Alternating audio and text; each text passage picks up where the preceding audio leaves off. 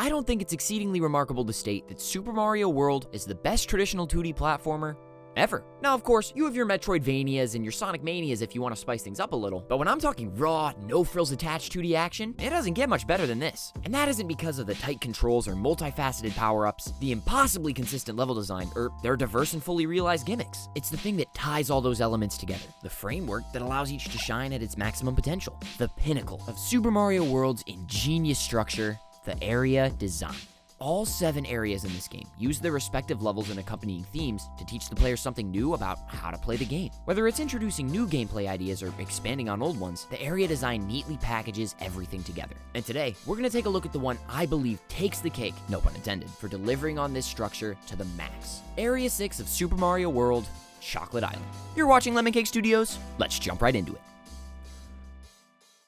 In my experience, I'd have to say that the overarching theme of Super Mario World is problem solving. That's the core philosophy behind any video game, really. You try something, and if it doesn't work, you try something else. Rinse and repeat. Super Mario World takes that ideology and flushes it out into every area of its design. It's what gives SMW the remarkable depth that's kept it in that place of reverence all these years, and makes it one of the most satisfying games to go into blind and through focused learning, ultimately master. So, how does Chocolate Island itself play into all this? Well, let's start by taking a look at its position in the game as a whole. It's the last standard world you traverse through before reaching the Valley of Bowser, meaning its ultimate goal is to ready the player for that final test. It needs to teach you the last few skills you'll require, as well as recapping everything you've already learned up to this point. Let's take an in-depth look at each level and see if we can find out how it does that for ourselves. Starting with Chocolate Island 1, it's a standard platforming level that lacks any complex routing. This serves as a smooth transition from the involved secret hunting that was the focus of the previous world, the Forest of Illusion, and reaccustoms the player to more standard platforming challenges. Most importantly, it brings 2 new enemies to the table, the Rhino Dinos and Dino Torches. With their quick, uncontestable fire breath, they beautifully introduce the player to the main theme of Chocolate Island. If you want to survive, there are 2 options: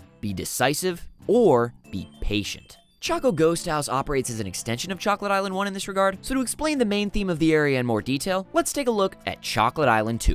This is one of the most memorable stages in the entire game, all thanks to its unique gimmick. What you do in the level affects how you finish the level. If you complete it with a certain amount of time remaining, you progress as normal to Chocolate Island 3. Or instead, if you finish the level while collecting a certain number of coins, you uncover the route to Chocolate's Secret. Either way, this forces decisivity or patience on the player by making it a requirement of progression. You either make the call in the moment to beat the level as fast as you can and commit to it, or you take your time exploring the area for all the coins by focusing on both the coins themselves and the dangerous enemies standing in your way. Being able to master both of these philosophies will in turn help you master Super Mario World itself. Analysis and application. It's as simple as that. Of course, all the levels up to this point have been encouraging that approach, but Chocolate Island specifically spells it out and mandates it to the player. That's its purpose in the game as a whole. Now that we know that, let's continue our analysis through the rest of the levels, resuming on Chocolate Island 3.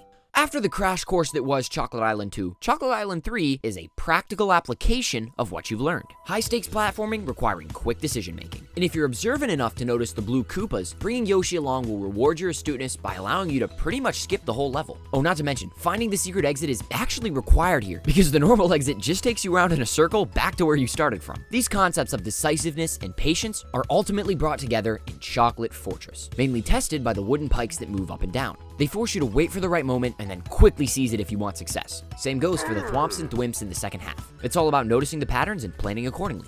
Chocolate Island 4 is a refreshing change of pace from Chocolate Fortress, still mandating patience and quick decision-making, but with a greater focus on exploration. The moving angled platforms may take some getting used to, but by investing the time to understand them, you can board and depart at the right moments to easily uncover all the secrets in this miniature maze. Chocolate Island 5 is a level entirely focused on experimentation, really testing how the player can adapt and survive on the fly. The P-switch utterly changes the layout of the first part depending on when you choose to press it, and by waiting for the optimal moment, it can actually make your route easier than it would be otherwise. You have to be ready for the constant change in level elements as well, because they randomly test you on a wide variety of platforming skills, all forcing you to think on your feet. Before we take a look at Wendy's castle, let's quickly jump back to Chocolate's Secret. Instead of combining quick thinking and patient observance as 2 separate steps down the road to progression, as was seen in Chocolate Fortress, Chocolate's Secret forces you to do both things at once. This level is obsessed with putting multiple hazards on screen at one time, most infamously the charging Chucks and their footballs, and if you want to make it out of there alive, you need to be able to recognize a pattern to their movements in the moment and act accordingly. That, in combination with the sinking lava platforms that require you to fully commit once you board them, all warrant this shortcut taking you straight to Wendy's castle. It's an endurance run of high-pressure situations, giving the player a chance to prove they already know the lessons that the game is trying to teach them. A sort of fast track to the end, if you will. Speaking of which, it's time we take a closer look at Wendy's castle itself. It's basically the Master Quest version of Chocolate Fortress. This can mostly be attributed to the faster moving hazards, requiring even more focus and execution to pass. In the second half, everything is replaced with insta-kills, bottomless pits, and moving walls that can crush you if you're not careful. Timing is essential,